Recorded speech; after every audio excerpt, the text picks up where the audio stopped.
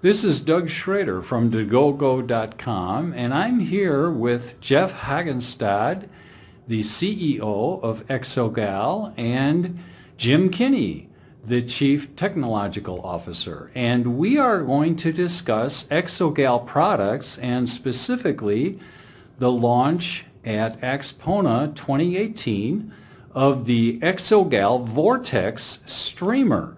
So let's start with Jeff, and if you could introduce us to the three products of Exogal and give us a little bit of a rundown on those three products. So first we have the Comet DAC, which is the DAC we've had in the market for about 4 years. A couple of years ago we added the Ion Power DAC accessory to it, and that replaces an amplifier in our system. And then this year we're introducing the Vortex. This is our X1, our introductory model. Starts out at a retail of $1,500, and it's a streaming endpoint predominantly designed for the Roon ecosystem. So you were telling me that Exogal is going to have 4 versions of this particular unit, the Vortex, and if you could run those down for me? Sure. So all the X families have a network hub to eliminate the need for a network hub at the music system where people can plug in a NAS and their server and whatever else they use. We actually have a hub built into all the Vortex units. And the X2 adds a volume knob, which we've had a lot of requests for to the system. And then it also adds USB inputs. The X3 adds 4 Toslink inputs and 2 SPDIF coax inputs.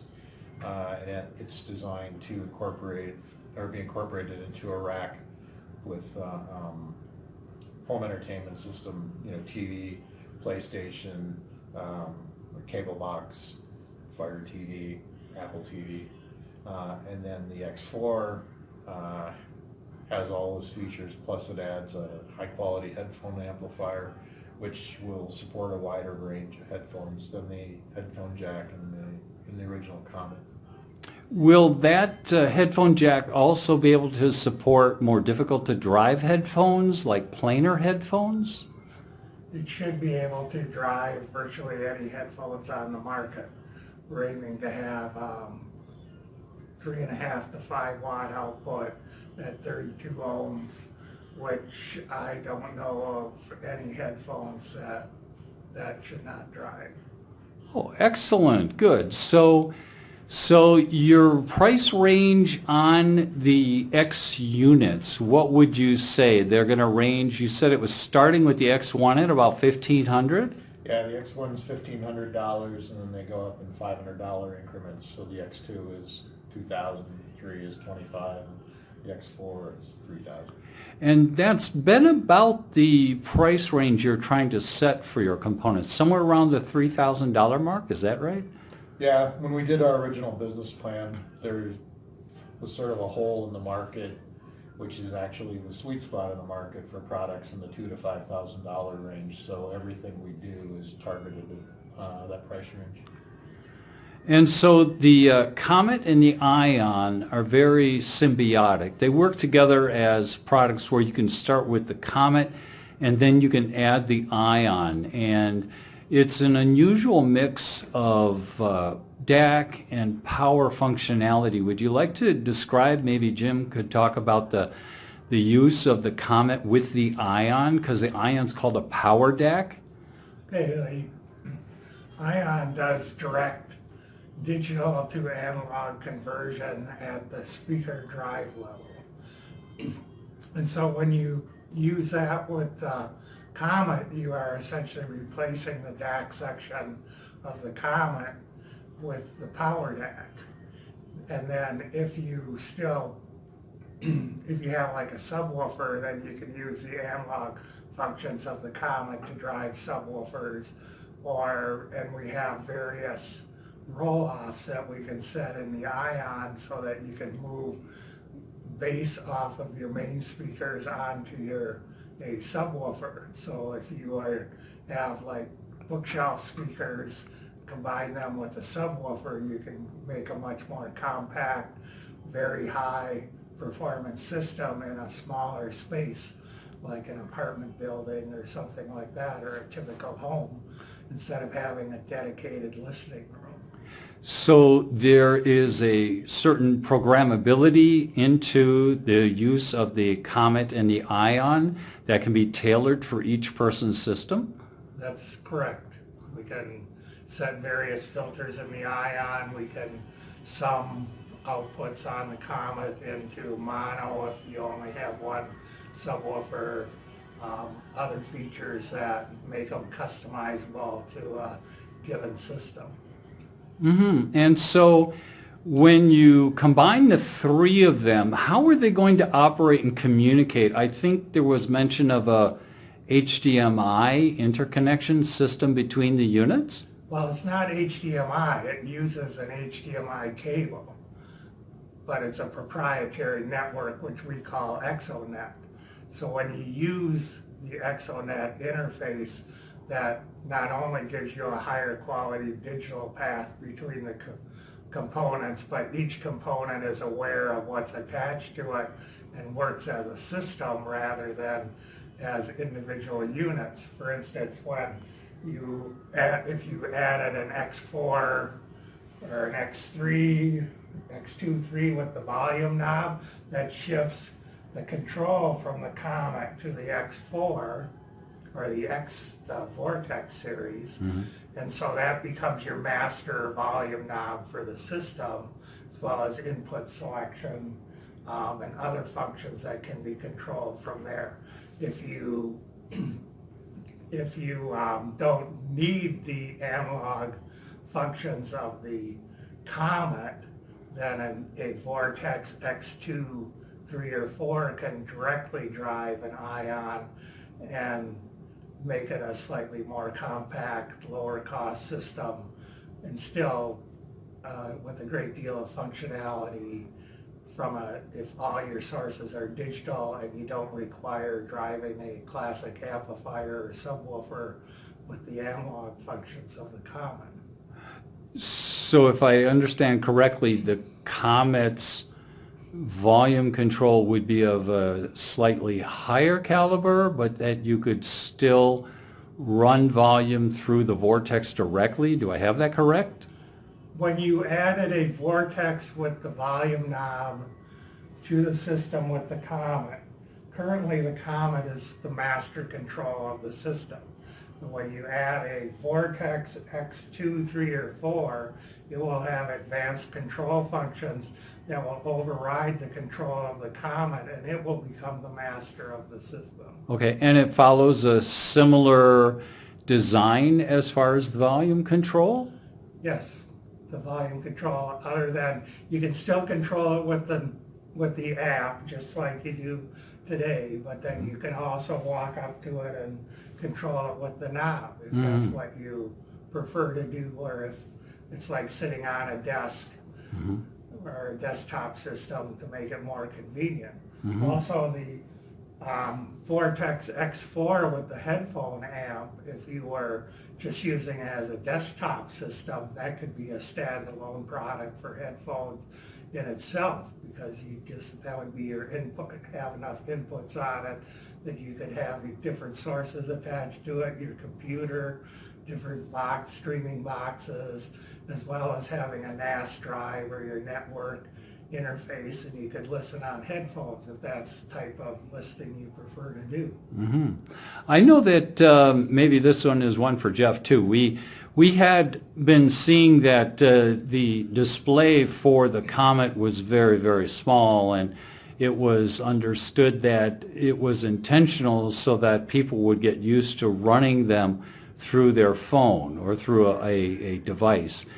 Do you want to comment about how that's going to be seen and how that philosophy works through the user convenience, and what's going to happen with the Vortex in terms of that philosophy of Exogal and trying to work toward the future in that sense? Well, I would say that I've called the Comet's display intentionally crappy, although I may have used a different word for it.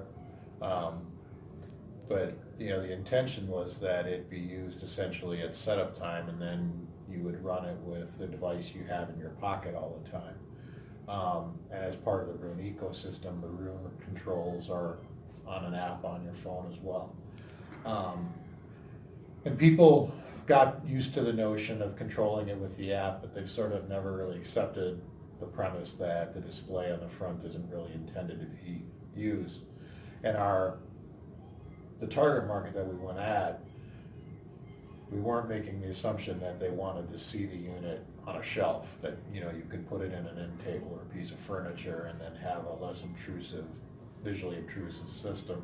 It's one of the reasons that the system is fairly small. But like I said, people sort of didn't buy into the premise. And so what you'll see as our products evolve over time is this same industrial design that's on the Vortex with the oval front. The next generation amp, the next generation DAC will all have the same look and a similar display. The display may not be blue, it may be white, it may be different color. We have, you know, one of the things we're doing here is we're testing how people like it. You know, just like, you know, we couldn't find a stand we liked that was proper size, so we had one spec'd and built. But I would say that the display that everybody loves to hate, it's going away. So it sounds like you might be heading toward the oval as far as a display feature? No, the display itself is not oval. Yeah. The display is actually rectangular inside the oval. The purpose of the oval is to give it a unique look, but it also gives it a universal chassis in that by exposing, putting different displays in here, it exposes where the knob, Different shaft inserts, putting different is, or inserts. where the headphone jack can be. And that So- way we can have a universal chassis design that's adapted to the product. So we are not looking at the final on No, the no. chassis? Okay. This will be an OLED display, so it will emit light, and so you'll be able to view it in a dark environment. That's one of the big criticisms we have of the Comet display, is not that necessarily it's so small, but that it's not visible in a dark room. I think, Jeff, you had been saying something earlier to me about the Vortex and connection through Ethernet, and that there would be a module of some sort available that you could work directly with the Vortex with Ethernet? Well, the Vortex has a built-in network hub. A network hub. So it's designed, obviously, if you're streaming music, you're streaming it over the internet, and so it'll connect into your home network through a wired connection of some sort to your router. And then, but like here at the show, I don't have one. We're using Google Wi-Fi pods, and so we have a master pod that's plugged into the hard line at the hotel, and then each room has a node that has a hard line to the Exogal system that's in each room. And so even though it's designed to be a wired system, because of the way the Google Home mesh network works, you have a fairly reliable connection, which you don't normally have with wireless. You'll get a lot of dropouts with wireless that, in the case of Tidal, it would be seen as a track interruption, and after a certain number of track interruptions, it'll stop playing entirely. And so with this system, it's a lot more robust because there's a mesh that connects all the hubs together, and then each hub then has connection to the hard line at high speed. So the fact that it's a wired connection, if you set it up with, it doesn't have to be a Google mesh network. There's other types of mesh networks out there that are, similar topologies, and so you can use those. But the requirement into the Ion or into the Vortex is that it be a hardline connection, and that's because otherwise you're trying to figure out how do you enter network passwords and that kind of thing through your handheld remote device or through the user interface, which can get to be kind of onerous as you dial around and press and dial around and press. Okay, so are we going to see this as being fairly agnostic in terms of the streaming services that are used, and is there going to be any particular selection of kind of interface? Is it going to be a proprietary interface? Let's discuss that a little. Well, each streaming service has unique requirements, so that will be different, you know, as we add streaming services will be dependent upon software that's loaded on the unit, plus licensing agreements we make with the services in order to offer them. Because it's a Rune-ready endpoint, Rune automatically will incorporates Tidal and Maybe Spotify, maybe Qobuz in Europe. That's not something that's really in our control. We can, like Sirius XM has a streaming service that over the internet is reasonably high resolution. I don't know that you would call it CD quality, but the codec for that is deeply locked down because Sirius XM originally started out where you had to have the ID of the radio, and you would have to, you'd sit in your car, you'd call this customer service line, you'd register your radio, and then they would send an activation code through the satellite that allowed your radio to pick up whatever channels, the subscription plan you had picked. So you were limited to those channels. And if you stopped paying your fee, they would send a code to deactivate it. So, those kind of things are sort of in the hands of the streaming services, but the basic philosophy of our company is to use open standards. We don't like closed proprietary protocols. We believe that, certainly consumer preference constantly shows that open always wins. The more locked down and the more digital rights management that's used, the less customers like it. And if you look at history, even Apple had to bend to their customers' will and take the DRM out of iTunes. They charged a little more for the tracks, but people were willing to pay the difference to be able to transport the tracks that they had bought from one device to another. Mm-hmm. So as far as the design, I understand that you enjoy using, is it field gate programmable arrays, and how does that differ from more traditional design? Well, in a traditional hardware design, you have various ICs which you choose that have certain functions, and you put those together to make your product. And once you have done that, it's basically fixed without doing a new PC board design. Whereas in a field programmable gate array, that's sort of like a microprocessor, only it's hardware. And so what it has is a whole bunch of universal hardware of which you program that connections inside of it to make the function that you want. So then you can design a product where you make a bunch of connections to the FPGA, and you can totally redefine what the product is by changing the programming in the FPGA. So does that suggest then that there might be updates to the Vortex as time goes on? Yes, as the Vortex, the X1 Vortex, it has an FPGA in it, but it also has a very limited functionality on its motherboard to be an entry-level product. But the X2 and above, it has a much more universal hardware design, and those can be reconfigured or new filters added to recharacterize the system. Or we can, if we come up with an idea for a new headphone amplifier module or something, we can easily incorporate that into the design.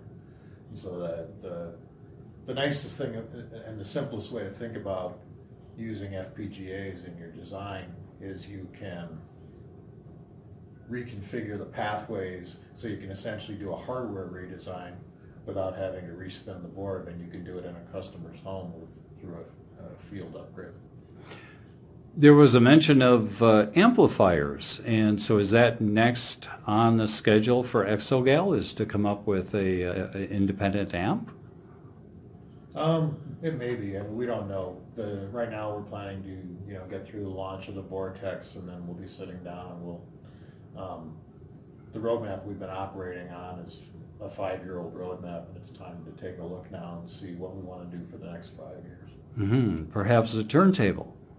No. Okay. not all digital all the time. Very good. So let's discuss, you're in several rooms at the show. One of the things we're seeing here is a Pure Audio Project speaker, and you've paired with Pure Audio Project. Who else are you at the show with this year? We're here with Ryan Speakers and then a new company, Vehement Audio, and we're also in the room with SOC and SOC speakers and Wells amplifiers. And we're here with a fairly large footprint because we wanted to show, it's time. People look at a new company and they say, well, yeah, but is it real? Does it work with different technologies? And so we decided it was good that we show that it works with a conventional type of system, and that's where the SOC and Wells room comes in. And then we have 3 rooms running identical hardware, all the way from the Shinyata power conditioners that we're using to the Y-Wires power cables to our hardware. And then we're introducing speaker wires that are performance matched to the Ion, but they work with any, particularly any digital amp. Mm-hmm. But at the end of the day, they're speaker wires, so you could probably use them with any amplifier. But essentially the difference in the 3 digital rooms that we're running is just the speakers. And so you have the Ryan speakers, which are a fairly typical, fairly traditional box speaker. You've got the Pure Audio speakers, which are an open baffle design. And then you've got the Vehement guys who are using some different materials to deaden the chassis and direct the sound. So, we're here with a wide variety of stuff just to show that we can work with a wide variety of stuff. Before we go, tell us a little bit more about the speaker cables. I think this is a new piece of information. What should we know about the speaker cables? Well, there's a lot of snake oil in speaker cables. A lot of people make a lot of claims, and one of the things we were noticing was that we had a lot of customers who were switching out various types of cables, and so we decided to work with Y-Wires, who has a long track record of delivering really good quality cables at reasonable prices. And so we wanted speaker cables that essentially were the exact right impedance for the Ion, so that if there's going to be an impedance mismatch at the connections, rather than there being one at the amplifier cable side and another one at the speaker cable side, there's only one at the speaker cable side. So in theory, the sound is better. And we weren't really sure if we'd follow through on the idea, but we did a beta test, and virtually all the beta testers refused to send them back. They sent us checks instead. So we decided it was probably a product that people wanted. And wasn't there also a special Exonet cable that was going to be coming? And then what would be the prices approximately? Do we have an MSRP on the cables? The speaker cable prices for an 8-foot, you can get them terminated with either spades or bananas or a combination, one on each end. They're $600 retail. You can get custom links, and then there's a pricing structure that we have to work out for that. And then Y-Wires is also making a line of USB cables, and they make an Exonet interconnect that's designed to go between the common and the Ion. And so there's a short loop for when you want to vertically stack it, and a longer loop for when you want to horizontally lay them up. And you're going to use that same ExoNet connection then to the Vortex as well? Yep. So that the whole system will be consistent in communication, yes? The Vortex, when you use it with our equipment, you would connect it with the ExoNet connection because that makes it work as a system. However, the Vortex also has a spin-off output if you want to use it with a different company stack. So that, or if you want to start out with a different company stack and then upgrade to ours, that gives you different paths without having to make the system investment right up front. You can incrementally convert your system. It sounds like flexibility, configurability, looking toward the future is big with Exogal. I want to thank you gentlemen for sharing all this with us and for sitting down at Axpona 2018.